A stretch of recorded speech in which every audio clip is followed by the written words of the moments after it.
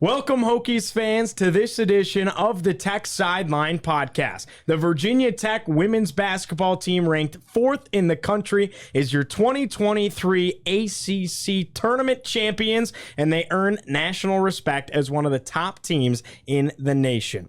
We'll celebrate and we'll talk all about their success in Greensboro, as well as get you ready for the 2023 ACC men's basketball tournament set to tip off on Tuesday. That's coming up on episode 287 of the Tech Sideline Podcast, which starts right now.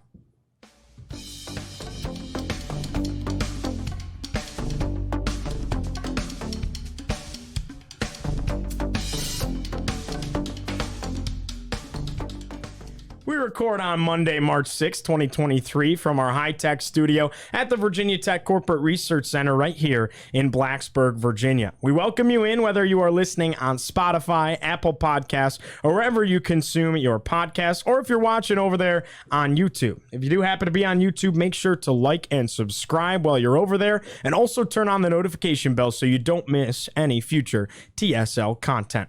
Tech Sideline is presented by First Bank and Trust Company. They're giving away one free annual TSL Pass subscription each week from January through mid-March, so it's almost over. To enter, hit the link in the YouTube description or find one of their ads on the techsideline.com website. Be sure to enter every week, and remember, who you choose to bank with can make all the difference in your overall experience. First Bank and Trust Company is the bank that puts you first. Visit www.firstbank.com to learn more. And Will, I know we have a winner this week. Yes, sir. It's actually last week's winner, Randy Mullins of Blacksburg. Randy is winner number 8 out of 10.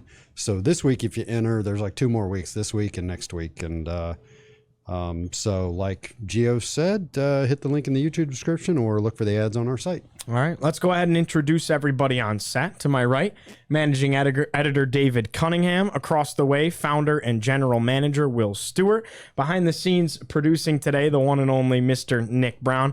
I'm your host, Giovanni Heater. Thanks so much for joining us on your Monday afternoon as we talk about the 4th-ranked team in the country. Doesn't that just have a ring to it? The 2023 ACC Champs. Yeah, it's a beautiful thing. Pretty Excellent. cool, man. Yeah. I told somebody before the tournament that if Tech had made it, I thought the most dangerous team Tech was going to play, the team that would give them the most problems, would be Miami in that first game if Miami got there. They beat Tech earlier in the year, and Tech was a completely different team, but Miami has depth and length. Tech beat them handily. Tech beat Duke. Tech rolled past Louisville. You were there yesterday, as was I. ACC champs.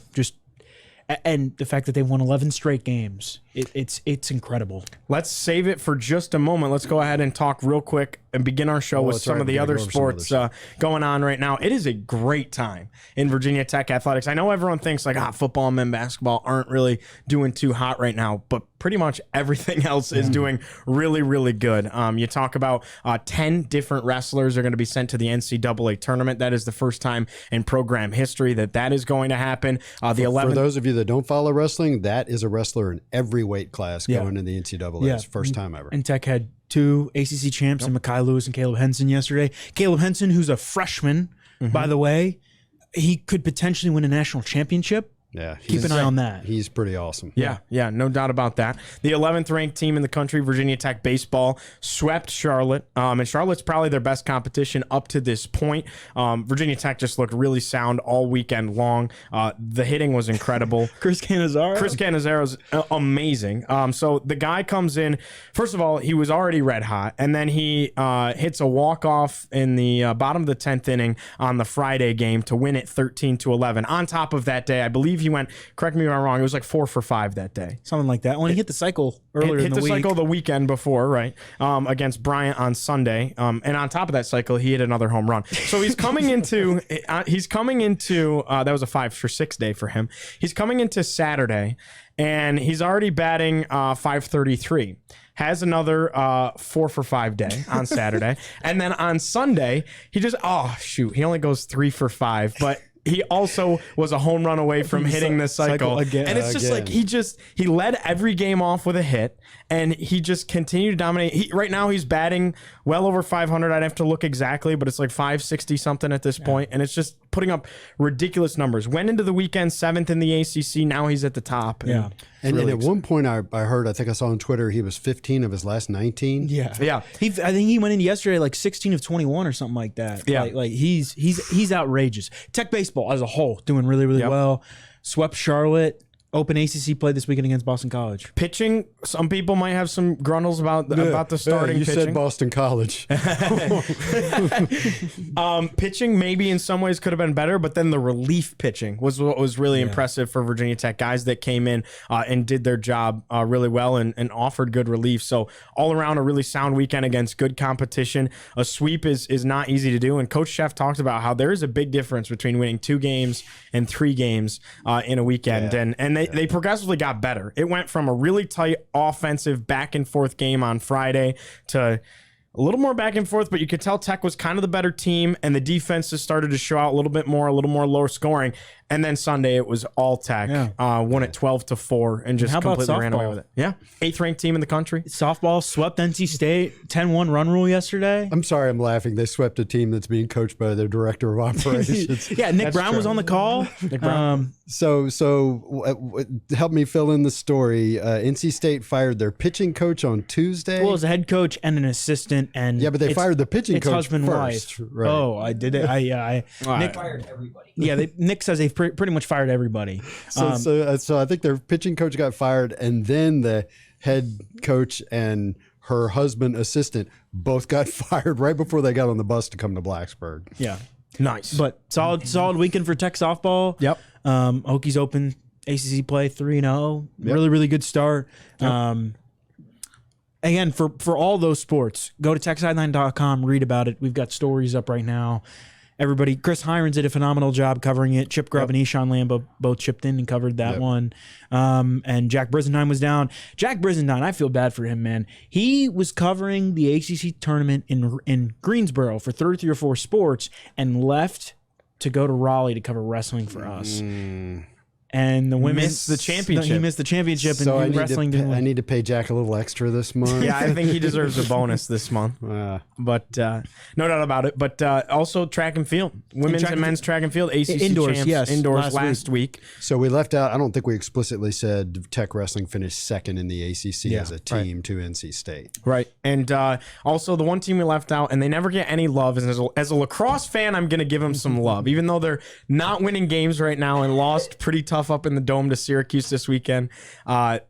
Go watch Virginia Tech women's lacrosse because they're a fun team to be around, and they're getting better. Great head coach in Kristen Skyra, and they're building something. No doubt about that. It just takes time. So tune into Virginia Tech women's lacrosse as well this spring. All right. Let's go ahead and dive into this. Again, you just love to say it. 2023 ACC champs. It just felt like something clicked 11 games ago, and boom, they just started beating up on everybody. Like when they played Florida State on a Sunday in Castle, and Florida State was pretty darn good, and everyone's talking about Florida State's freshman who's one of the leading scorers in the ACC, and then Tech just punches them in the mouth and beats them by like 20 and led the entire game. It was just like from that point on, they're avenging losses because then they beat Duke, then they beat Miami in the ACC tournament. They just could not have asked for a stronger start. The one game where they had a wrinkle was in Chapel Hill against Carolina, and they still ended up winning the game at the buzzer. Yeah, I think, I was obviously in Greensboro. I wrote about the game. I wrote about all 3 games this weekend. Will wrote a Monday Thoughts this morning. Tech lost in late January at Duke, and I was there. And I remember coming back and talking to Will about it. And honestly, it got to the point where Tech was easy to prepare for, I think, in the way that it's a really good team with a lot of options and a lot of weapons, but Tech hadn't figured out how to get everybody the ball yet, and how everybody wasn't like set in their roles. And I think Duke figured out that if you take away Elizabeth Kitley and if you hound Georgia Amore, something's going to happen to have to give. And that happened. Tech did not play well at all. Was Right. okay. So I actually looked these numbers up just last night from my column. They lost to Duke 66-55. Yeah. Kitley and Amor combined to go 3 for 21 for 11 points. Amor had 0 assists in 39 minutes and turned it over 4 times. And you're right, they did it by double and triple teaming Kitley, beating her up and hounding Amor. Yeah. Very easy to prepare for. Tech would essentially roll Kitley out on the low block, play her where she's been playing all year.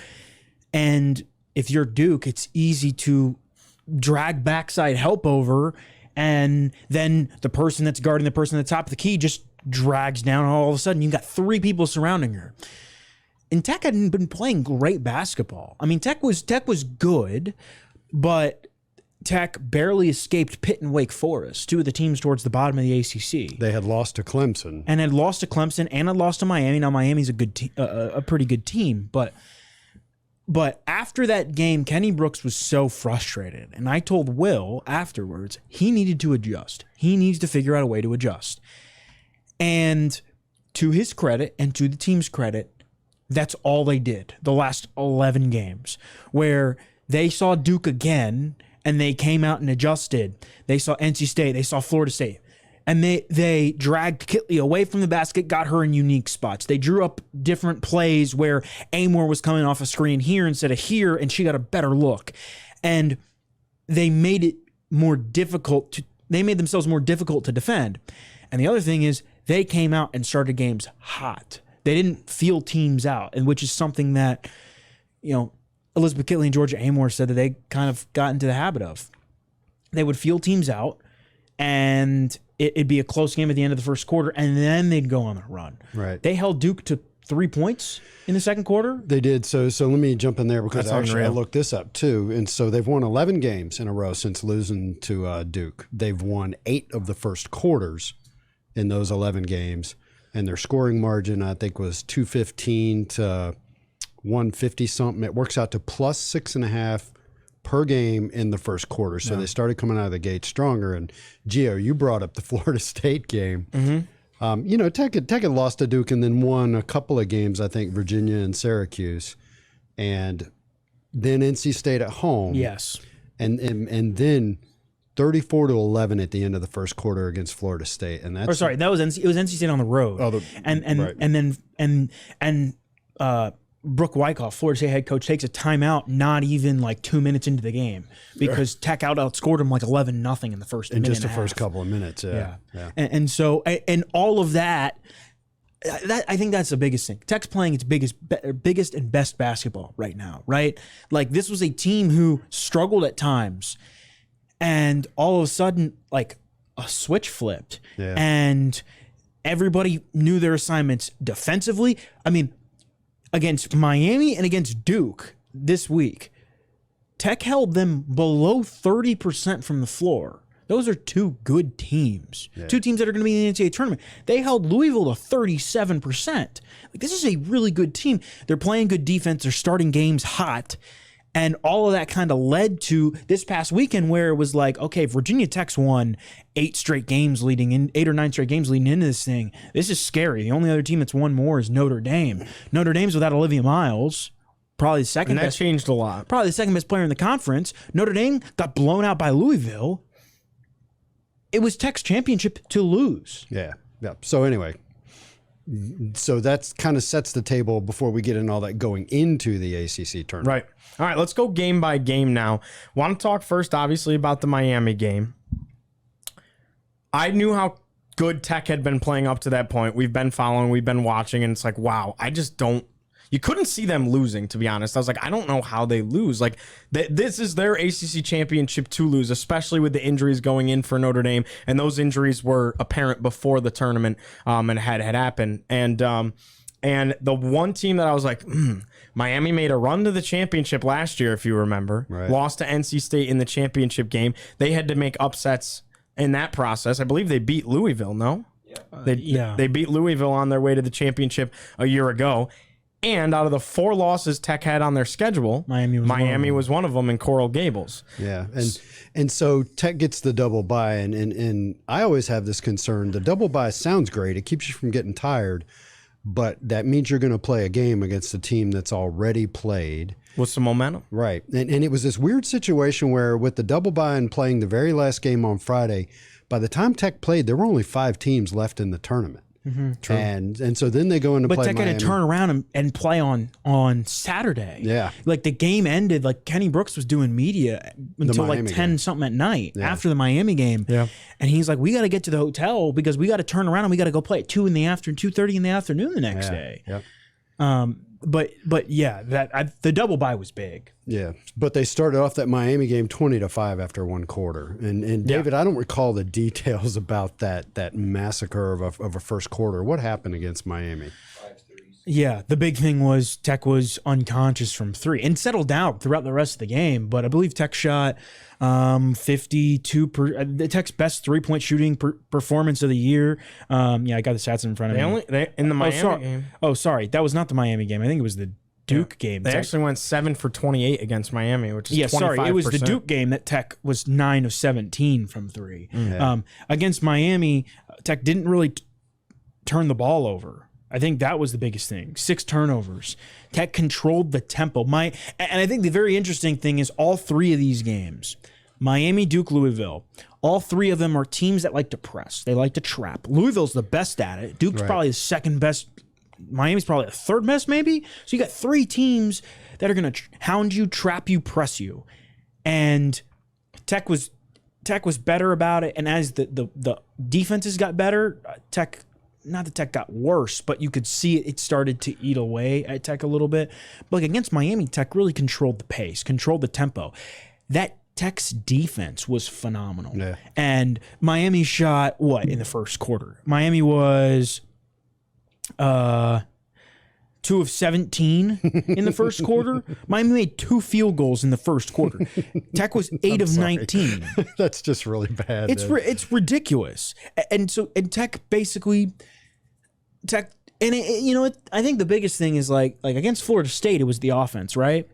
Against a team like Miami, it was the defense where immediately in the first quarter, Tech didn't necessarily score the ball in a big bunch, but they came out and punched them in the mouth on the defensive end, and Miami got into a little bit of foul trouble, started to be a little bit unbalanced, and Miami's got some talented players. Like I said, Miami, I thought, is one of the deepest teams in the ACC. Just they've got 2 players that are as big as Kitley, and so they can kind of rotate it out. Not a lot of people have that ability.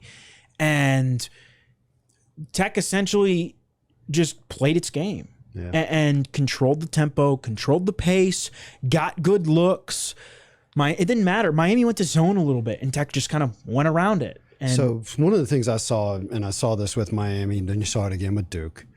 I remember watching the men win the ACC tournament last year, and barely beat Clemson, had a big offensive game with Notre Dame that Tech came out on top. And then this thing happened where the men looked like they were that team of destiny. And if you remember, I'm sorry, I don't have the numbers off the top of my head. Duke and UNC shot extremely poorly from behind the 3-point line. And some of that is the defense that Tech played. And back to this discussion, yes, the Virginia Tech women played good defense, but there's also a psychological game where the other team starts to press and they don't look as good as they really are, and they don't play as well as they really are. Yeah. And that goes into the championship game, and specifically Haley Van Lith, which we'll talk about later. Yeah, I think one of the things for Miami and Duke, like Miami's a pretty good offensive team. Miami scored the ball pretty well the day before against Boston College. Duke is not as good. Duke's better on the defensive end. Duke usually wins games by its defense and scores when it can. And both of those games, Tech's defense just punched them in the mouth, and there was not enough offense. Louisville was the team, and we saw that at the end, which I know we'll get into. Louisville was the team because of its offense and the ability of, they can just kind of make shots when they need to. Louisville almost came back and had a chance at the very end. But So listen to the scoring by quarter against Miami and against Duke. These are the points that Miami scored in 4 quarters and Duke scored in 4 quarters. 5, 10, 12, 15 for Miami in the 4th quarter. Duke scored 9, 9, 12, and 7. Yeah. That's insane. It's hard to lose when your opponents are doing that, and it's hard to win when you're the team doing that. Duke, I mean, like Duke only made two. Duke made 5 shots in the first and fourth quarters. Total. Like between the first and fourth quarters. Tech made 9 in the second alone. Yep. I think there's 2 players worth talking about here. I mean, that was probably worded wrong, but Georgia Amor is literally playing like, if Kitley comes back next year, it's like those 2 are going to compete for ACC Player of the Year. Like, yeah. Georgia Amor is playing ridiculous basketball right now. And she is, the difference is Kitley's fun to watch. Don't get me wrong. But Kitley, it's kind of the same thing. Feed her down on the inside. She gets a lot off of her own offensive rebounds, interestingly enough. But she does that, 10-foot fadeaway that like just seems to always go in or rattles around and then falls down. But Amor is an electrifying player. Yeah. With her step backs and her crossovers, and she's fast and she'll shoot on the run, and she is fun to watch. And then the other player I wanted to talk about is like, you have to applaud Ashley Owusu a little bit, because you got to remember she's an All-American from Maryland, where she was the girl, and the injury's part of it, but she's kind of had to take a little bit of a back seat here, considering she hasn't really played many minutes at all. Towards this 11-game run that they're on, she hasn't really been a big part of that. But she's here, and she was smiling yesterday with the championship, and she was excited to win. And for a girl that was an All-American and the face of Maryland basketball, I'm sure that's an adjustment for her, and I think that deserves an applaud. Which segues into the Taylor Soule discussion. No, I was going to say she's a beast, though. Taylor Soule and Kayana Traylor and Kayla King and Deasia Gregg, man. I mean, those four, they're the 4 players that are they won't be overlooked by Tech fans, I don't think. They won't be overlooked, but they'll be overlooked by the national media because you'll look at them and go, okay. Especially Greg. Yeah, I mean, she's a beast. The job that they did, the job that Kayla King and Taylor Soule and Kayana Traylor did on Haley Van Lith yesterday was ridiculous. Yeah, Tech kept rotating defenders on her. And it was a similar style of thing when they played other teams with one really, really good player, right? Taylor Soule has the ability to play 1 through 5 and to guard 1 through 5. And her athleticism, her versatility is unmatched. Kayla King forced Haley Van Lith to like airball 1 or 2 shots. Yes. Like 2 shots. And this is somebody who's like up for the Wooden Award, like top 15 player in the country, right? Yeah. And just the rebounding and the controlling of the pace. I mean, obviously, Georgia Amor, I think, was the best player in the tournament. I voted for her for the tournament MVP, and she won it. She made 14 threes. That's a tournament record. But the way that everybody else, Deasia Gregg comes in and hits a 3 here or there. Taylor Soule, Deasia Gregg grab a couple rebounds. Kayla King grabs a couple rebounds. Kayana Traylor comes in and has a couple assists, hits a 3 when needed. Everybody knows their role. And that is the most dangerous part about this team, because you can take away Elizabeth Kitley. She only had 8 points, I think, against Duke. 8 points. But it didn't matter because Georgia Amor had like 24. Taylor Soule scored it well. Kayana Traylor scored it well. Kayla King chipped in here. Deasia Gregg chipped in here. So part of the reason Tech has gone on an 11-game winning streak is they've had a 20-plus point scorer in all 11 games. Yeah. Mm-hmm.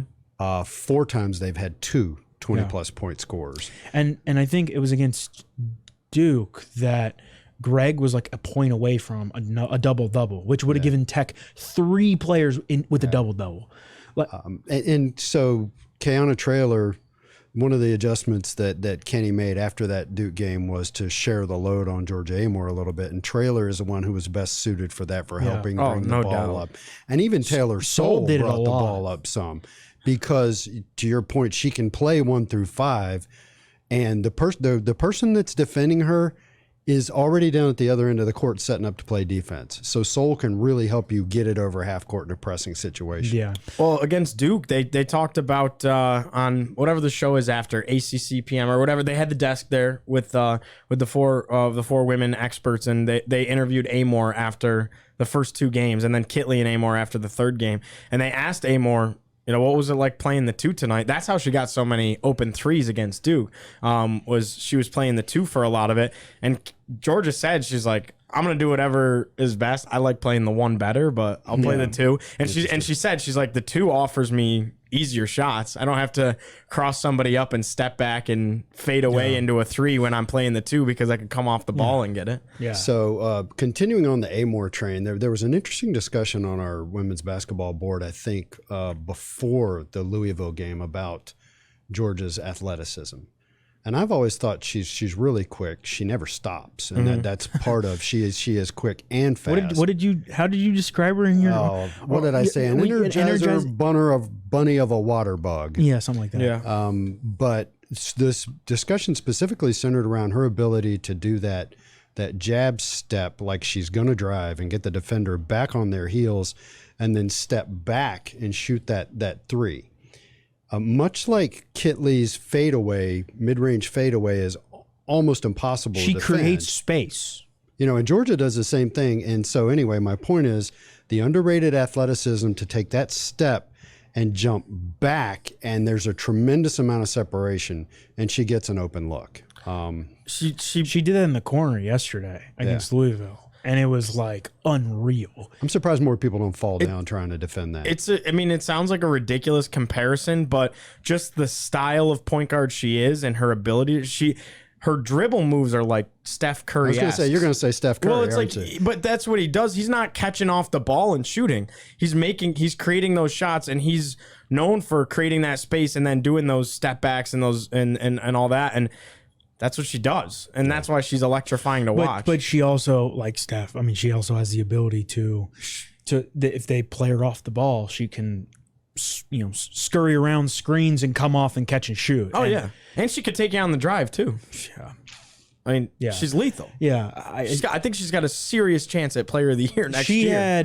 She had. I don't remember if it was Duke or Miami, but she had a quarter where where Tech just needed some offense. And she just scored like 8 straight points. Yeah. And it's like just a little jab in the arm. Like she's phenomenal. And, I'm so glad I wrote, back in October, I wrote the feature on Amor about Kenny went all the way to Ukraine or Belarus to recruit her. Went all the way to Eastern Europe and recruited a girl from Australia to come here. And he's like, I knew she was going to be a really good player, and now she's winning the ACC Tournament MVP. And But part of what helps Kitley and Amor be so good is the other pieces that Tech has. Kenny's got options, and I made that statement in the article I wrote today. Most coaches, they're not dumb. They're career coaches. They know how to adjust. The question is, do you have the players that can make it work? And when you talk about Traylor and Greg and Soul and King, they got the players to make it work. Yeah. I was going to say, I think that's one of the things that it's not like Tech was never in an ACC tournament final, but it wasn't like Tech was never in big games in Kenny's first 4 or 5 years. Yeah. Kenny didn't have the players, right? He had a Taylor Emery or a Taj Cole. He had like one or two. Some players. Reagan McGarity was a really good player for Virginia Tech, right? She and Taylor Emery were phenomenal together. But it was like Asia Shepherd came along, but it was like you had 2 or 3 or 4 pieces. You didn't have 5. Oh, okay. Once you got 5, you didn't have 6, right? Yeah. And there are 6 players that Kenny can put on the floor, and even Taylor Guyman, who's coming, she's played really good defense at times. Yep. Everybody knows their role. And when Ashley does get on, she helps. Yeah, she hasn't played in a while. No, she hasn't played in a minute. Yeah, it's a good group that that everybody knows how to play together. And it's not like anybody's selfish. Everybody kind of gets their shots and they just want to win. So let me piggyback on that. One thing I saw in the game yesterday, being there in person, that I don't think comes across on television, is they do know where to be, and there's something about the chemistry that's been elevated to where, and I'm having trouble describing. It's just sitting at the angle I was sitting at. You see Georgia dribbling around, and you see somebody, whether it's Soul or Traylor, coming out to the spot on the floor. The spacing is really good. The trust is there. And that's that thing that is hard to see and hard to pin down, but it's happening. And that's why they've won 11 in a row in an ACC championship. We want to talk about Louisville. And let's talk about Louisville. But then I want to talk about real quick, too, after that, what's going to happen. Charlie Cream right now has them as a 1 seed. Yeah. And I think there's a big difference between being a 1 seed and being a top 6 overall, which means you're one of the first 2 seeds, because then you have to face one of the 1 seeds, which means you could end up having to play South Carolina or something before the Final Four. And everyone talks about how women's basketball is so top heavy, right, and there's not enough parity in what. I think that they're at a point, the way they've played the last 11 games, I think Virginia Tech could play with anybody in the country. Like, I don't think you're crazy to say that this team is a national championship contender right now. 11 games ago, they didn't look like it. Beginning of the season, we're like, there's not enough parity. Like, it's kind of South Carolina, UConn, and everyone else. I mean, I think Virginia Tech can play with anybody. I think this is a team that if the cards start to fall the right way, of course you need a little bit of luck. That's how tournaments work. You need a little bit of luck to bounce your way in the NCAA tournament. I think they can beat anybody in the country. I don't think South Carolina is the one team that's far and beyond everybody else. I think Virginia Tech can beat everybody but South Carolina. I think South Carolina is the one team that is just unreal. Well, then in that case, if they're a 1 seed, they can still go to a Final Four or a national championship game. Yeah, I agree with David about South Carolina. I like man, you don't want to doom anybody, but when you're a 1 seed in women's basketball, the best you're going to face is an 8-9. It's a cakewalk to the Sweet 16, which is the best Tech's ever done in '99. And then in '99, they ran into the number 1 seed in the tournament, Tennessee. It was about what seed was Tech that year? Nuts. A 4. Yeah, they were a 4, and they wound up against the 1 in that Sweet 16 game. Right. I think it was probably about 2 weeks ago that Charlie, is it Cream or Cream? Cream. He had Tech as the number 8 overall team, and that's not good because that means you're going to run into South Carolina. That means you're going to be in South Carolina's bracket. Yeah, right, as of today, Tech is the 4th number 1. Yeah. And even if, and here's the thing, Tech is probably going to end up in the Seattle part of the bracket, which is unfortunate for us. We would rather have them be in Greenville. Just the way it's going to shake out. It's probably going to be South Carolina, Indiana 1-2. They'll both go to Greenville. Stanford will go to Seattle, and then the 4th team, whether it's Tech or Iowa, will go to Seattle as well. But whether you're 5 or 6, I think that's the big thing. Whether you're number 4 or number 5. You're going to Seattle and you're in the same bracket. And if you're 6, you're probably in the Stanford bracket. But that's the thing, man. Tech could be a number 1 seed. Yeah. Like, you win an ACC championship. You've won 11 straight games. You're a number one seed. You are one of the 4 top games. Like, what more do you want? I think they deserve a 1 seed. You're one of the top 4 teams in the country. And I tell you what, I said this yesterday. Tech is one of 2 teams in the country. The other one is UConn. That is 10 quadrant 1 wins. 10-2? 10-2. Now, they don't actually have quadrants in the women's.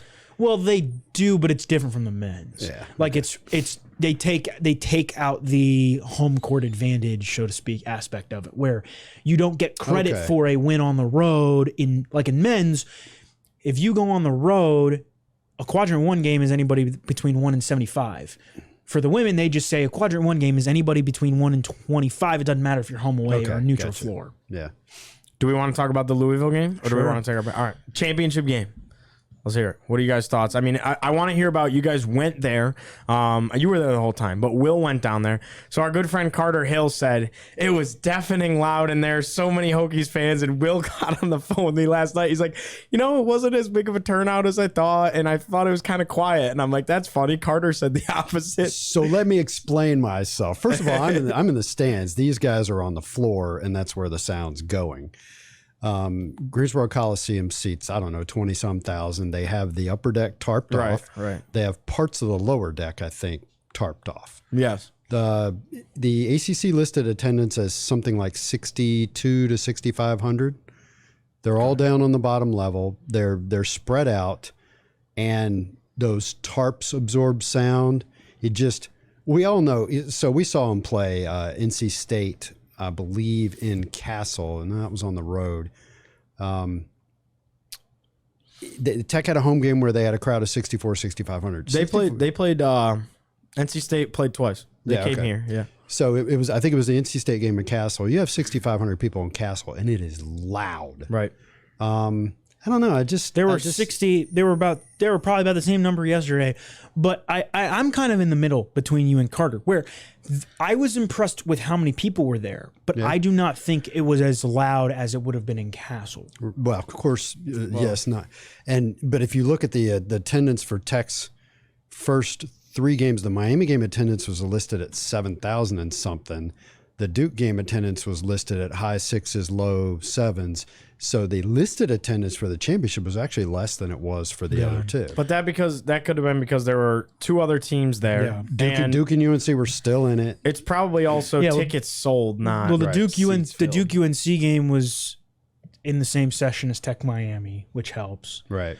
And it's Notre Dame, Louisville, Tech, Duke in the same session. So there are more fans from more teams. But I was impressed with the turnout. I thought the crowd was loud at times. And I mean, it was like a 70-30 crowd. Yeah, it was overwhelmingly Tech, of course. And I thought what was really interesting is like Georgia Amor. She said her parents, she was from Australia. She said her family in Australia streamed the game at 5 a.m. in Australia. But with the number of fans there, and of course the band is there, it felt like home. There were so many Tech fans, and it wasn't necessarily loud the entire time. And Louisville fans, I thought, were for some parts of the game pretty loud. But I think at the end of the day, I mean, when all the Louisville fans filtered out and Tech was celebrating afterwards, that place was just specks of maroon and orange all over the place. Yeah. I thought one thing that the score doesn't reflect how Tech really won this game. Like, there was a point early on where it was kind of back and forth, but Louisville just went down the floor and hit every desperation 3 they put up went in. And I was like, bro, come on. It ended up being an 8-point game, and it really wasn't. Yeah. Louisville, if I remember the sequence correctly, first of all, Kitley scored 6 or 8 points early. Yes. Mm-hmm. Louisville adjusted. And Louisville actually took a 10-6 lead at one point, I think. Mm-hmm. And Van Lith hit 2 of her first 4 shots, and then went 2 of 15. Yeah. No, 2 of 13 after that. I actually got it wrong in my article. She went 2 of 13 for the rest of the game. Tech led for 35 minutes of the game. That's one of those, the final score didn't really indicate how the game went. Tech, with 3 minutes to go, Tech led by 15. Yeah. But it was pretty dominant. I mean, Louisville's tough because Louisville presses the entire game, and like I said earlier, Louisville's really good at it. But Tech found ways. Somebody asked on the boards, and I'm going to call them out. I don't know who it is, but somebody asked on the boards, David, why did you include it wasn't necessarily pretty or perfect, but it was a winning performance? Because there were times where it looked ugly for Tech, like where Tech struggled to get the ball across. Do you have the number of turnovers there, Gio? For the Louisville game? For Virginia Tech during the Louisville game. Yeah, I got Virginia Tech with 13. Yeah. Louisville had 9. Yeah, there were. That was their most of the tournament. And Tech had 11 assists, so Tech had more turnovers than assists. Yeah. There were times where Louisville's press was just that good, where Tech ran into it and struggled to get the ball across half court. I think Jeff Walls was pissed a couple times because he thought there was a 10-second call. Yeah. But if Tech wasn't doing it on the offensive end, well, Tech sure did it on the defensive end. Yeah. And I think that's probably what impressed me the most is the way that Kristlyn Carr had a phenomenal game. She had 27 for Louisville, career high. She made a bunch of shots down the stretch, but Tech took the other best player out of the game, Van Lith, Louisville's best player, out of the game completely. So here's your stat of the game. Louisville's best player, she had 12 points. Taylor Soule had 13 points in the second half. Yeah. Yep. Amor ended up with 25, Kitley with 20. That's just like both of those two to have 20 points in the ACC Championship game. I mean, come on. That's like storybook. Yeah. Well, and the way that, Kitley got to her spots early, and it's funny, I was talking with Damian Salas, he was sitting right behind me, and I turned to him after Kitley got her first or second shot down, and she turned and smiled. And we were both like, oh, it's over. Yeah, because again, it was one of those things where they didn't put her down on the low block. They dragged her out like 18 feet away from the basket, catch, turn, fadeaway, shoot, money. That fadeaway is it's so hard to defend. And I was impressed with, I think honestly, I was more impressed with the other 4, the Greg, Soule, Traylor, and King, because the way they defended, the way they were flying all over the floor and boxing out here and grabbing a rebound. Like, if they don't make that play, probably an offensive rebound for Louisville, that's something that goes unnoticed in the stat sheet, but that's something I notice in person, where Traylor bringing the ball up the floor to give Amor a rest, or Sol doing the same thing, or King grabbing a rebound. And there was one play yesterday where King, where Louisville was pushing in transition and King poked the ball away, and Taylor Sol grabbed it and took it the other way. She might have missed the layup. I think she did, because that's when she got smacked. But plays like that are winning plays, where you make the defensive play that leads the other way. Yeah. So one of the aspects of this game, again, go back to that January game against Duke, when Duke beat on Tech and beat Tech. Louisville beat on Tech just as hard. And you guys saw some examples on television. The shove out of bounds. Yeah, that was bad. So that was in your corner. How was that not a flagrant? What did you think? So the angle I had on it, it didn't look that severe. When I got home and saw people talking about it on the message boards, and then I saw the replay, she just shoved her out of bounds. So I'm sitting for you had the different angle. I was going to say, Will's sitting in the corner kind of where it happened. Will's looking at it from one angle. I'm looking at it from the complete opposite side of the corner. Like I was basically across from the Tech bench, so at the other end of the floor. And I couldn't tell. They didn't really, they showed maybe a replay, but it wasn't a good angle in the arena. And I was like, okay, it looks like she just kind of bumped her. I thought it might have been like a shoulder or something. Nah, she pushed. The replay, it was like a two-hand arms extended, like.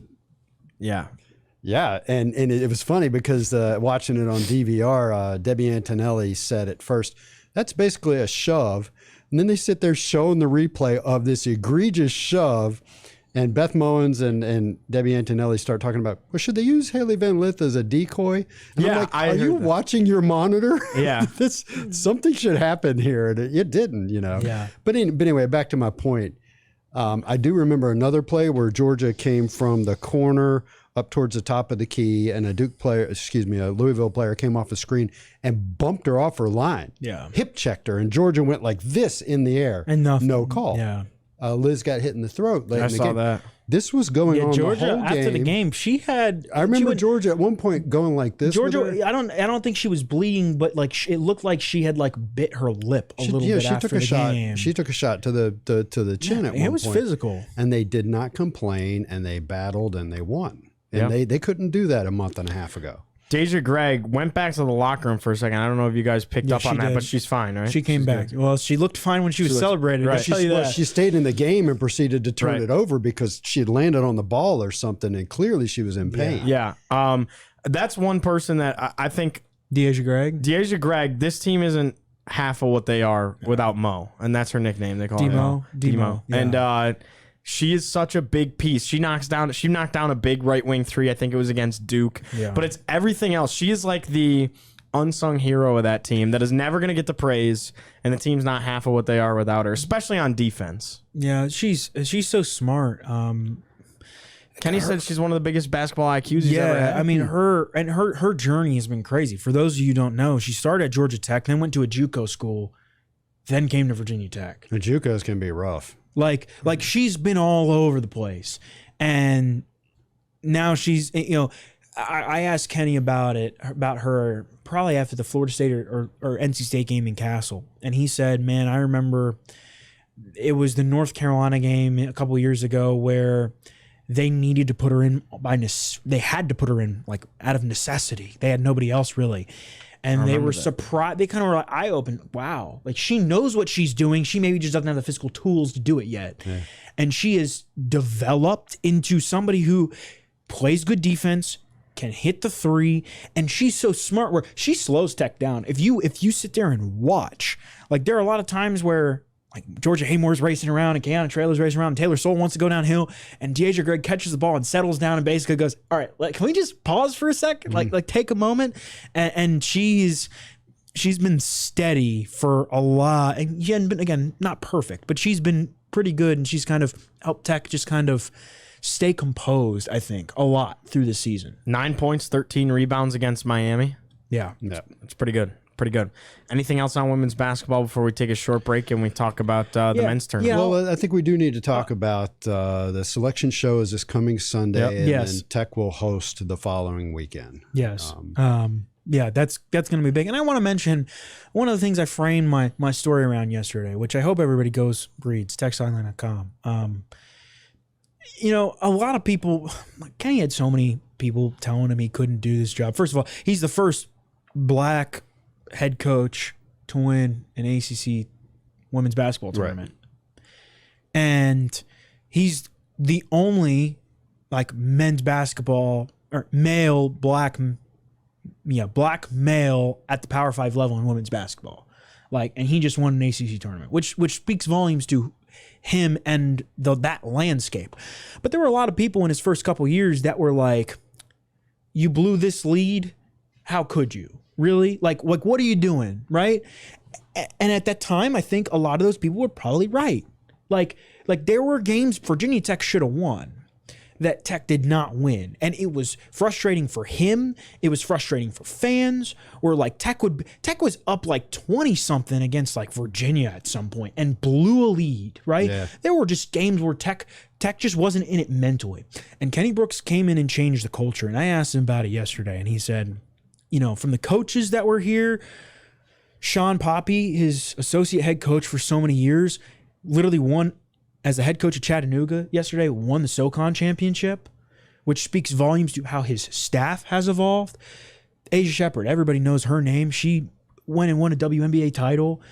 But he's had so many players that have made this program what it is. And they made it possible to recruit Elizabeth Kitley and Georgia Amor and Kayla King here. And they're the ones who have kind of laid the foundation and changed the culture. And this team is at a completely different place than it was 5 years ago. And from a foundation and culture standpoint, where there were some players who didn't get along with each other. Yes, that is correct. And a lot of these players are best friends. I'm not saying you have to be best friends. They're tight. But they love playing together. They love being around each other. And it's taken Kenny Brooks 7 years. But as I said, Rome wasn't built in a day, and Virginia Tech basketball wasn't either. Women's basketball wasn't either. And to see, I mean, in my opinion, that's what made it the most special for me yesterday, was as somebody who's covered this team for a long time, and of course Will covered this program for a long time too, knowing everything that Kenny and this program have been through and all the people that have kind of put everything into it, to see them, it took 7 years for Kenny to get to that point, but to see them win a championship and the smile on Kenny's face, and just to see that they've done it, because that's one of the things. Elizabeth Kitley probably could have gone to a couple different places. Kenny didn't say she was high. Kenny will say she probably wasn't that highly recruited, but her best friend Elisa Cunane went to NC State. Right. These are players that could have gone other places. They came to Virginia Tech when Virginia Tech was nothing. To put the Kenny Brooks stuff in perspective, I'm sorry I don't have the exact numbers, but he's had a winning season. I didn't realize this till I looked it up. He's had a winning season all 7 years. The last head coach to have a winning season every year was Bonnie Henriksen. Yeah. Bonnie Henriksen's winning percentage at Virginia Tech was only slightly higher than Kenny Brooks's. Bonnie did win a conference tournament. She won the 1998 Atlantic 10 in her first year, and that's part of what gave them momentum going into that 98-99 season. So that's kind of, it was interesting to me to put it into that perspective, that he's that level of coach, because Bonnie's generally regarded as, the best coach in the history of Tech women's basketball. Yeah. Mm-hmm. Well, you could say he's matched her. He's matched her, and it unless they fall flat on their faces, they are going to make a Sweet 16, which Bonnie did. The program's never made an Elite 8. So if Kenny does that. Yeah. And I mean, being again, highest ranking in program history, number 4, as you said earlier. Tech's never been higher. I mean, Tech's NCAA tournament seeds continue to break records. Tech's probably going to be a 1 or 2 seed, which would be a new program record. First time. Tech never won an ACC title. Tech won that. I was telling Chris earlier, that's 39 ACC team championships, 39 For Virginia Tech for in all Virginia sports. Tech in all sports. But they had never been past the ACC tournament semifinal. So here's another one in Kenny's sites. 98-99, Bonnie Hendricks' team went 28-3. That's the program record for wins, 28. Yeah. Well, this year's team is 127. Yeah. If they win 2 more, he sets the record for program wins in a season. That's awesome. And it's fun to see him succeed because he's such a great person. A story nobody would know. Us trying to bring in our broadcasting recruits. We got our biggest one down here from Connecticut. Kenny spent like a half an hour with him, talking to him, and talking had nothing to do with basketball. Didn't really have a ton to do with broadcasting, talking about recruiting in general and how this is a place that is special with special people. But more than anything, you got to find a place where you feel at home and where your heart is. If it's here, great. And if it's not, that's okay too. Kenny to spend a half an hour with a broadcasting kid that has nothing to do with women's basketball after a women's basketball game. I mean, like, this was nobody saw that coming during the season. This story, and this wasn't like, hey, this is a favor for Bill. This was like Evan. Evan was calling the game. Evan's like, hey, meet Coach Brooks. Next thing you know, Coach Brooks stays around and talks to us for over a half hour. We got to go. We need to keep doing your well, games. you know, and you know what? You know who's coming? That kid's coming too. It's coming. Yeah, you know, I texted Bill Roth and Andrew Allegretto last night, and this is more kind of a personal thing. But I know you know that Kevin DiDomenico got the job with the Reno Aces, AAA ball club. He's a VTSMA kid. He never did anything for Tech sideline, but between Evan Hughes and Jay Kleiman, who both did, you know, that's a huge step. Like, that's right below the majors.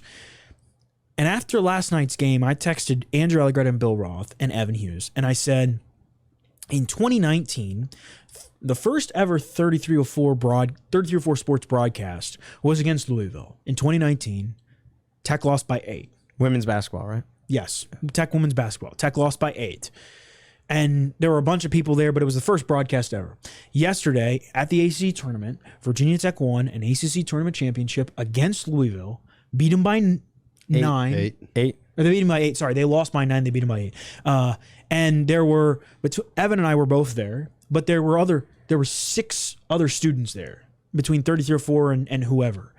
And that speaks to how 3304 and the SMA program has grown, how Kenny Brooks and his program have grown kind of in stride together. And what really stood out to me the most, I mean, Kenny's an awesome guy, but I remember when we first started doing 3304 stuff, Kenny was always like, hey, like, if you want me to be in the post-game stand-up you guys are doing after broadcast, let me know. I'd love to do it. And like, this is somebody who's a Power 5 women's basketball coach. See, Kenny gets it. He gets all that. Yeah. I feel, honestly, we feel probably more connected with the women's basketball team than any other team. I have noticed that pattern over the years that the Virginia Tech SMA, for those of you that don't know, that's sports media and analytics, the sports writing and broadcasting and production program here at Virginia Tech, that the students come out with a connection to women's basketball, and that's Kenny. Yeah. That's Kenny. Mike Young's doing a good job of that too. Yeah, you want to talk men's basketball? Let's do it. Let's talk men's basketball. Short break. After this, we're talking about the ACC tournament coming up on the men's side. Can they make the magic happen again? Find out after this.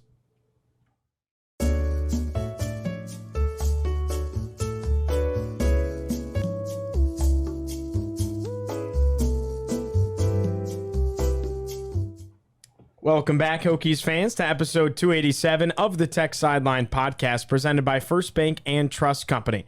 The TSL podcast is also presented by the Hokie Way. At the Hokie Way, we work to support Virginia Tech, our student athletes, and our community. Together, we create a win for all. Learn more about our mission and how to get involved. Go to thehokieway.org to learn more.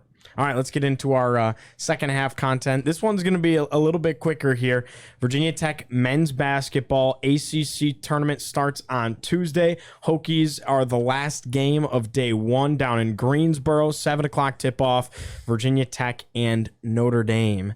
Let's get your guys' thoughts here. First of all, the fact that Tech has got the late tips all week again. No, it's going to be keeping you up late. 9:30 tips if Tech wins. Oh, right. God. I don't know how many people actually watched the first Virginia Tech Notre Dame game because Was You it had to on? watch it on- Was it on? It was on RSN. RSN. All right. It was on RSN. So how many people actually watch it? I don't know. Grant Basile and Nate Laszewski had 33 each. Yeah. Right. There was no defense played. So that kind of goes to show you what kind of game we're probably going to be setting up for tomorrow night. Yeah, and that's the pattern between Virginia Tech and Notre Dame for the last few games. Do you know off the top of your head how many Tech has won against Notre Dame? 5 in a row. 5 in a row. And last year during the ACC tournament, I think it was 92-87 or something like that. Oh, I think it was 80. I think it was 88-82. Yeah. I wrote it. Let me go check. You keep talking. So you like that Tech's won 5 in a row against Notre Dame, but in my opinion, it's one of those games where it's a roll of the dice. Yeah. You know, the pattern is 87-80 in the 87. tournament. Here's the problem. Virginia Tech had to score 80-something points to beat Notre Dame the first time, and they barely beat them. Yeah, well, the problem, and I will say from an analytical standpoint, for those of you who love diving into basketball, that was the only game this year that Mike Young and Virginia Tech switched everything because you have to. And Nate Laszewski still went off. The problem that Notre Dame presents is everybody can shoot the three, kind of like Tech. They're skilled. Everybody can shoot the three, and so you have to be able to guard everything. It's not like you're playing for example, North Carolina, where Armando Bacot's not going to shoot a three, right? So you don't have to guard him on the perimeter. That's not, I don't mean that to be a dig. That's just like a fact, right? He's not a 3-point shooter. Nate Laszewski will shoot the three, and he's good at it. And the problem is, one of the things was that Tech struggled with its big men switching a little bit onto Laszewski. Yeah, that's kind of been an issue all year for Tech. It's a switching and rotation. Yeah. That was evident in the Boston College game, where teams have been able to use the pick and roll and kind of move stuff around to its advantage because Tech is slow to rotating. So that is kind of the number one thing. Tech's going to switch a lot of stuff between the guards, and you might see a lot more of Lynn Kidd than Elijah Poteet because he might be able to switch more stuff. Right. So that's what's the most difficult thing about Notre Dame. But I barely watched the men's game on Saturday. So, but it sound from everything I read and from the stuff I did watch, Tech shot the ball really, really, really Just lit well. them up. Yeah. I want to look at the bracket here because what everyone is so excited about is, and I will say I have to agree, Tech did get the best possible draw here as far as their path to a possible repeat in the ACC Championship. You play Notre Dame first. Better. If you win against Notre Dame, you play NC State. Tech saw NC State once. Probably should have won that game against NC State. Hunter Couture did not play. In Castle. And then if you beat NC State, you get a third time against Clemson. Probably should have beat Clemson both times, and Clemson has kind of fallen off a little bit towards the end of the season, and it's really hard to beat a team 3 times. So you kind of like Tech's chances if they get to play Clemson. I'd rather play Clemson and NC State than UNC, Virginia, Pitt. I don't know about Pitt. Miami, Pitt, Duke, and probably Syracuse and Wake too. Maybe not NC State. I think Pitt is the one team that I think Tech would be fine playing again too. Yeah, it was really weird that I didn't know Pitt before Tech played them. And Pitt shot very poorly from the outside, and everybody said afterwards, "Oh, they're one of the best 3-point shooting teams in the ACC." It's like, really? Well, Tech didn't. It's see in it. Castle. I throw it out the door when it's in Castle. Well, okay. So what happens when it's in Greensboro? That's what who I'm knows? saying. Exactly. So I will say here. Remember this: you're playing a North Carolina team in Greensboro. If you win, you're playing NC Meaning State in NC State, Greensboro. right? Yeah, we've seen NC State for those women's games. That place is going to be.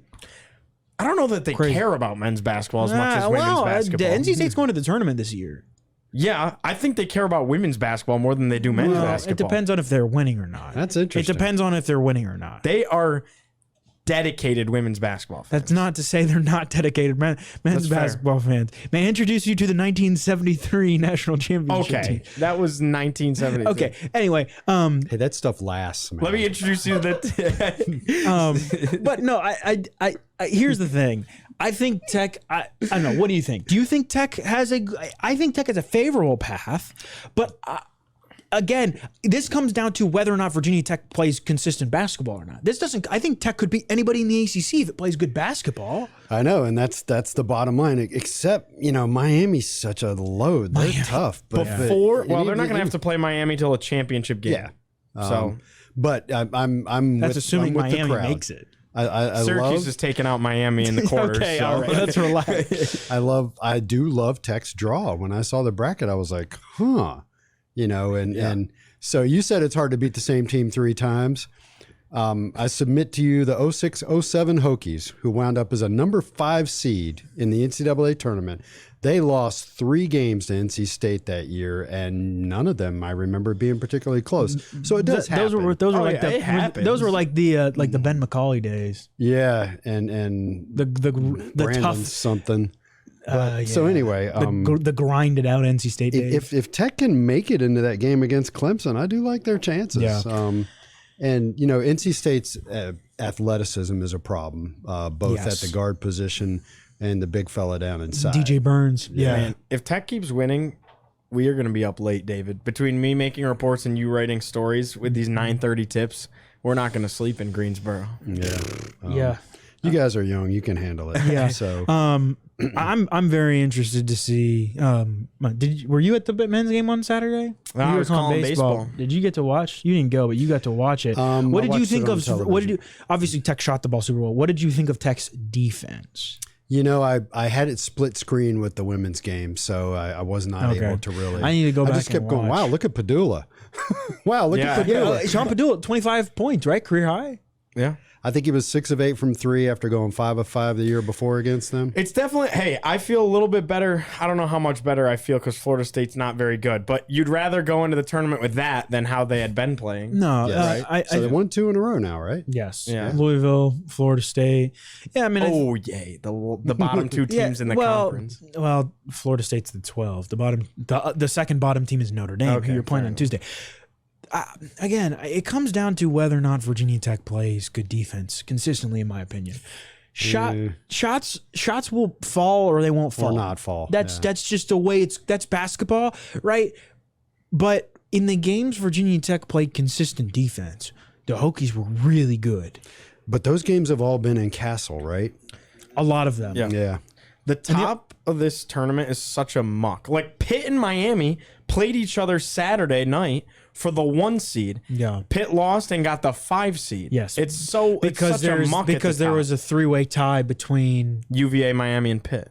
between Pitt, Clemson, and Duke.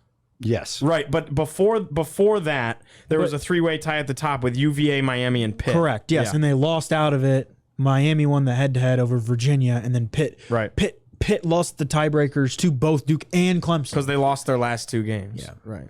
It's interesting. Pitt could be an early exit. Looking at the bracket, they could be an. Who does Pitt have? I'm not. Well, they're going to have the winner of Florida State and Georgia Tech. They'll win that. And then they got Duke. Is this a Josh Pastner redemption tour? Yeah. So is He doesn't have what seed GTA, is what seed is Jose Boston Alvarado. College? BC is the 10 seed. Mm. And Virginia Tech's 11, so BC's basically got Virginia Tech's seed because of the 2 games. So Tech would not have to play BC until a semifinal. See, that's And we a didn't lot's say gotta that. happen. That's the best thing about this bracket is Boston College is on the other side of it. Yeah, I mean, I'd rather not have to play Miami or Duke again, particularly, and we wouldn't I have to know. play them till a championship At game. Boston. Yeah, well, College? here's the thing: the teams you don't want to play right now, like you don't want to play Duke and Miami, and they're both on the.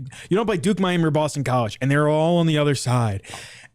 I think anybody else on that side of the bracket for Tech is beatable. Again, it comes down to, like we've seen this Virginia Tech team.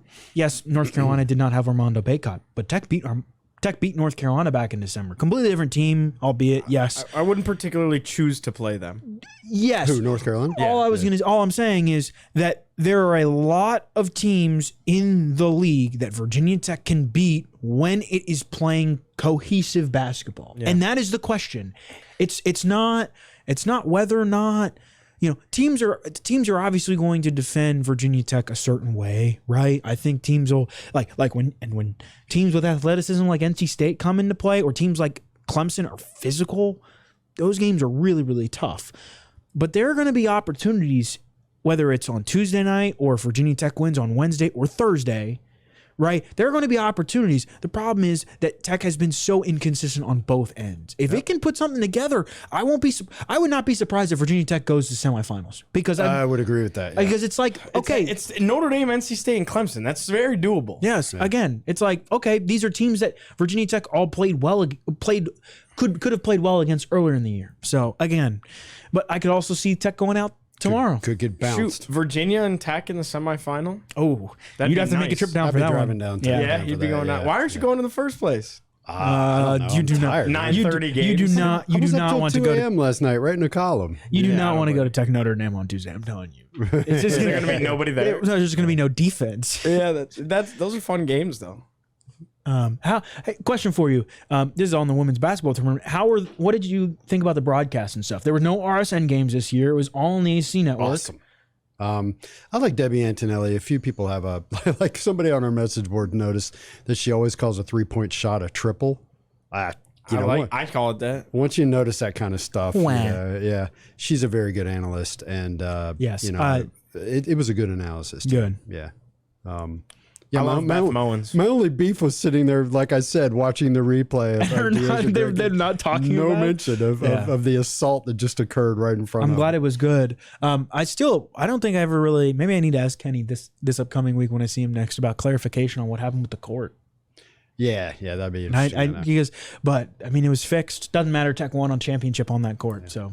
So anyway, it's funny. I have this. I want to say this, and it's probably not the smart thing to say, but I think the Virginia Tech men either get bounced in the first round or make a run, or they make a run. Yeah. I can't see them winning 5 in a row. That's a tough ask. But getting to the semis, I could see that. I could see a Virginia Tech semifinal game. UVA will have played one game, and it would be Tech's 4th game in 4 days. Yeah. And at that point, And at night. At that point, your legs catch up to you, maybe. Yep. Yeah. And UVA is good. UVA is kind of falling off towards the end too, though. Here a little bit. They lost to BC, which it seems like everyone goes up to Conti Forum and just can't quite close Takes a out the nap deal. and wakes up with a loss. Yeah, that's a good way to put it. You I don't go know up if I- there and I don't know you if I- black out up there, and then you come back and you lost. So this is great. So all of the opening day games are on the ACC network, and then they're on the ESPN family from that point on. Nice. So Is it high a visibility. lot of ESPN too? Yes. So the second round, for example, is ESPN 2/U, and then the day after that is ESPN/2. So a lot of ESPN/2 in the quarterfinals. Yeah, nice. Sweet. But good. Anything else, fellas?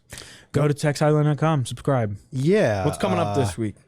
Well, I have not posted Jack Brisentine's wrestling story yet, but by the time you listen to this, it will be posted. So go read it. Jack was down there in Raleigh. I feel really bad for him because he left watching Virginia Tech win an AC title too. To be fair, he did cover Mekhi Lewis and Caleb Henson win ACC And he does titles. really like wrestling. And Jack enjoys wrestling. He likes it a lot. But baseball's got some stuff coming up this week. Obviously, spring break, women's basketball's off. You and I will both be down in Greensboro covering the men's team. Nick will be down there too. There will be a bunch of Tech people down there. No Kyle Carr. Everyone's going to be down there. Yeah, let's hope the Hokies stay a while. So the path is open for me to redo the Tech Sideline podcast intro and outro. No more jungle music at the beginning. Yeah, I but feel like we're going on the jungle cruise at Disney. as far as stuff coming up this week, I think baseball and softball both have midweek games. Like they both have Tuesday games, I think. Yeah. And baseball's got Boston College. Who does softball have, Nick? Mount St. Mary's Mount- doubleheader. No, on the weekend. The weekend? I don't know. You guys- Away. It's away. You guys should know that. Baseball. Yeah. Yeah, I don't know. But anyway, there's going to be a lot of stuff coming up this week. Wrestling's not for a while. I mean, spring football starts here soon in about a week and a half. 10 days. So, come by, sign up for a subscription, and follow spring football. The access, I think, is going to be unprecedented. Oh yeah, I haven't been on here since I talked to Brent Pry last. So yeah, so yes, we do have a subscriber Q&A from David from last week with Coach Pry. That was done like a day after we had him on the podcast. Beautiful. So yeah, I'd encourage you to subscribe and follow the spring football practice because I think, like I said, the access is going to be phenomenal. yeah. All right. Well, that does it for episode 287 of the Tech Sideline podcast, not broadcast. Thank you so much to both First Bank and Trust Company and the Hokie Way for sponsoring today's show. We got plenty of ACC tournament content coming out this week on top of all the other sports. So definitely stay tuned for so much more. Thank you, as always, for joining us, and we will see you next time around.